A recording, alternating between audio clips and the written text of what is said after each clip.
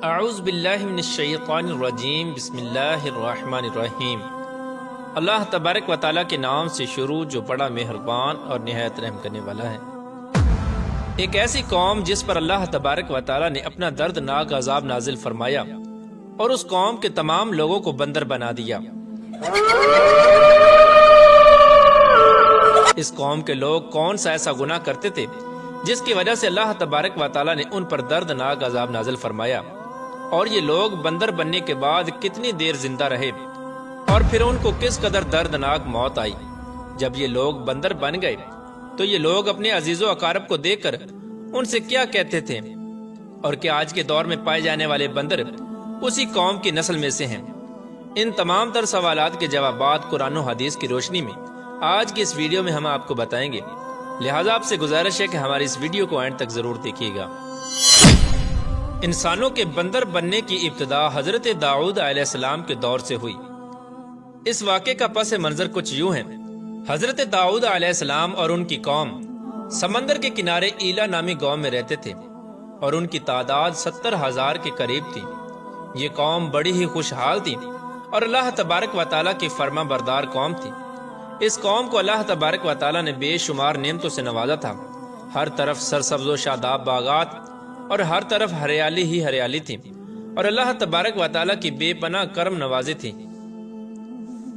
یہ لوگ اپنی اس زندگی میں بہت ہی خوش تھے۔ حضرت داؤد علیہ السلام کی قوم چونکہ سمندر کے کنارے رہتی تھی تو اللہ تبارک و تعالیٰ کا ان پر یہ خاص کرم تھا کہ سمندر کے اس کنارے پر بے پناہ مچھلیاں آتی تھیں جن کا یہ لوگ کاروبار کرتے تھے اور بہت ہی خوشحالی والی زندگی گزارتے تھے۔ جب یہ قوم اللہ تبارک و تعالیٰ کی نعمتوں کی وجہ سے خوشحال ہو گئی تو اللہ تبارک و تعالیٰ کی نافرمانی پر اتر آئی اور طرح طرح کے گناہوں کے اندر مبتلا ہو گئی۔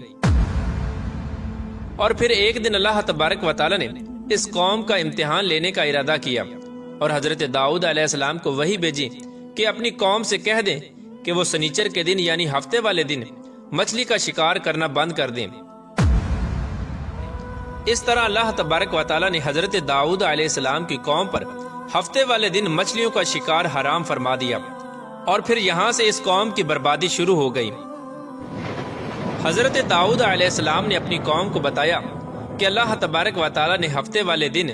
مچھلیوں کے شکار کو حرام قرار دے دیا ہے، تو وہ لوگ بہت ہی زیادہ پریشان ہو گئے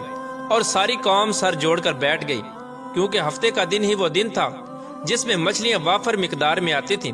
اور خود بخود کنارے پر آ جاتی تھیں، اور باقی دن ایسے تھے کہ بہت کم اور نہ ہونے کے برابر مچھلیاں پکڑی جاتی تھیں۔ اس قوم کا گزر بسر چونکہ مچھلیوں کے شکار پر تھا، اس وجہ سے اللہ تبارک و تعالیٰ کا یہ حکم سن کر یہ قوم پریشان ہو گئی۔ یہ نہیں جانتے تھے کہ اللہ تبارک و تعالیٰ کی طرف سے یہ ایک آزمائش ہے۔ پھر ایک دن شیطان نے ان کو وسوسہ ڈالا کہ سمندر سے نالیاں نکال کر خشکی میں بڑے بڑے حوض بنا لیے جائیں۔ جب ہفتے والے دن مچھلیاں آئیں گی تو وہ نالیوں سے ہو کر ان بڑے بڑے حوضوں میں آ جائیں گی، اور اس طرح پھر ان نالیوں کا منہ بند کر دیا جائے، اور پھر اگلے دن یعنی اتوار والے دن ان کو پکڑ لیا جائے۔ شیطان نے اس قوم کے لوگوں کو ورگلایا کہ اس طرح ہم ہفتے والے دن شکار سے بھی بچ جائیں گے اور مچھلیاں بھی ہاتھ آ جائیں گی اور وہ بھی پکڑی جائیں گی۔ بہت سے لوگوں کو یہ ہلا بازی اچھی لگی اور انہوں نے ایسا کرنا شروع کر دیا اور سمندر سے چھوٹی چھوٹی نالیاں نکال کر بڑے بڑے حوضوں میں ڈال دیں، جس کے ذریعے وافر مقدار میں مچھلیاں ان حوضوں میں داخل ہو جاتی۔ اس قوم کے بدبخت لوگوں کو شیطان کا یہ ہلا بہت پسند آیا، لیکن اس قوم نے یہ نہ سوچا کہ جب مچھلیاں سمندر سے حوض میں آ کر قید ہو گئی تو پھر مچھلیوں کا شکار ہی ہو گیا، اس لیے یہ شکار بھی ہفتے والے دن ہی قرار پایا جو اللہ تبارک و تعالیٰ نے حرام قرار دیا تھا۔ اس موقع پر یہودیوں کے 3 گروہ ہو گئے۔ کچھ لوگ ایسے تھے جو شکار کے اس شیطانی ہلے سے منع کرتے تھے اور ناراض و بیزار ہو کر شکار سے باز رہے، اور کچھ لوگ اس کام کو دل سے برا جان کر خاموش رہے، لیکن انہوں نے شکار نہ کیا اور دوسروں کو منع بھی نہ کرتے تھے، بلکہ یہ لوگ منع کرنے والوں سے یہ کہتے تھے کہ تم لوگ ایسی قوم کو نصیحت کرتے ہو جنہیں اللہ تبارک و تعالیٰ ان قریب ہلاک کرنے والا ہے اور ان پر اپنا دردناک عذاب نازل فرمانے والا ہے۔ اور اس قوم کے کچھ لوگ ایسے تھے جو سرکش اور نافرمان لوگ تھے، جنہوں نے اللہ تبارک و تعالیٰ کے حکم کی اعلانیہ مخالفت کی اور شیطان کے ہیلے بازی کو مان کر ہفتے والے دن شکار کرنے لگے۔ یہ لوگ اللہ تبارک و تعالیٰ کے حکم کی کھلا مکھلا مخالفت کرتے اور ہفتے والے دن مچھلیوں کا شکار کر کے ان کو کھایا کرتے اور بیچا کرتے۔ پیارے دوستو، حضرت داؤد علیہ السلام کی قوم کے 1200 ایسے نافرمان افراد تھے جو منع کرنے کے باوجود بھی ہفتے کو ان نالیوں کے ذریعے شکار کرتے رہے۔ حضرت داؤد علیہ السلام نے ان 1200 نافرمانوں کو اللہ تبارک و تعالیٰ کے عذاب سے ڈرایا کہ وہ اللہ تبارک و تعالیٰ کی اس نافرمانی سے باز آ جائیں، لیکن وہ لوگ باز نہ آئے اور کھلے عام شکار کرنے لگے۔ چنانچہ وہ لوگ جو اس بات کو برا جانتے تھے، ان لوگوں نے اپنے اور ان نافرمانوں کے درمیان ایک دیوار کھڑی کر دی، جس کی ایک طرف وہ 1200 نافرمان رہتے تھے اور دوسری طرف وہ لوگ تھے جو شکار سے باز رہے۔ حضرت داؤد علیہ السلام نے اپنی اس قوم کے نافرمانوں کو بارہا سمجھایا، لیکن یہ لوگ اپنی نافرمانی سے باز نہ آئے اور اسی طرح اللہ تبارک و تعالیٰ کی نافرمانی کرتے رہے اور شکار کرتے رہے۔ پھر ایک دن حضرت داؤد علیہ السلام نے غضبناک ہو کر شکار کرنے والوں پر لعنت فرما دی۔ اس کا اثر یہ ہوا کہ ایک دن خطا کاروں میں سے کوئی بھی اپنے گھر سے باہر نہ نکلا۔ یہ منظر دیکھ کر کچھ لوگ ان کی دیواروں پر چڑھ گئے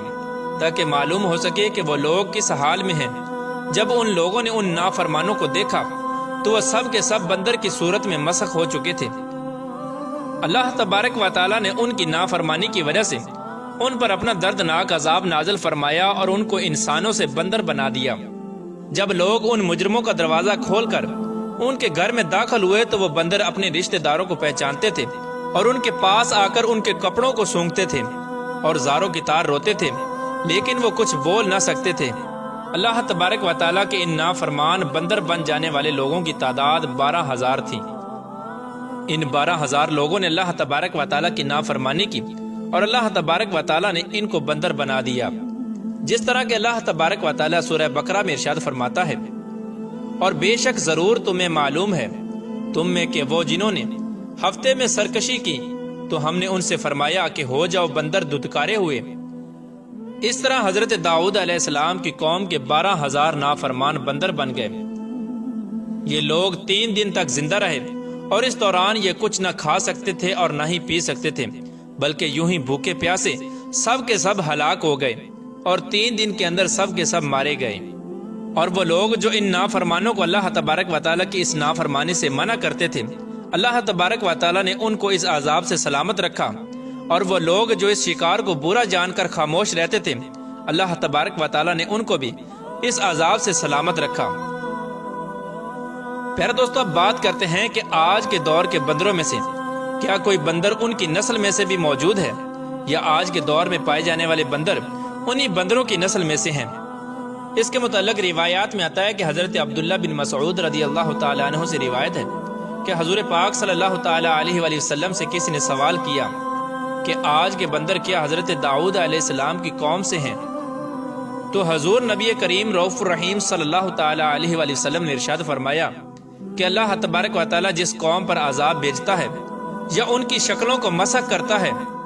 تو یہ عذاب انہی پر ہوتا ہے جن پر وہ عذاب نازل ہوا تھا، اور اس کے بعد اللہ تبارک و تعالیٰ ان لوگوں کو ہلاک کر دیتا ہے اور ان کی آگے نسل نہیں بڑھتی۔ اس لیے یہ بات غلط ہے کہ کچھ لوگ یہ سوچتے ہیں کہ آج کے بندروں میں بھی حضرت داؤد علیہ السلام کی قوم کے بندر بننے والوں کی نسل موجود ہے۔ ایسا کچھ بھی نہیں ہے۔ وہ لوگ صرف اور صرف 3 دن زندہ رہے اور اس کے بعد سب کے سب ہلاک ہو گئے، اور اللہ تبارک و تعالیٰ نے اس قوم کے نافرمانوں کو صفحہ ہستی سے مٹا دیا۔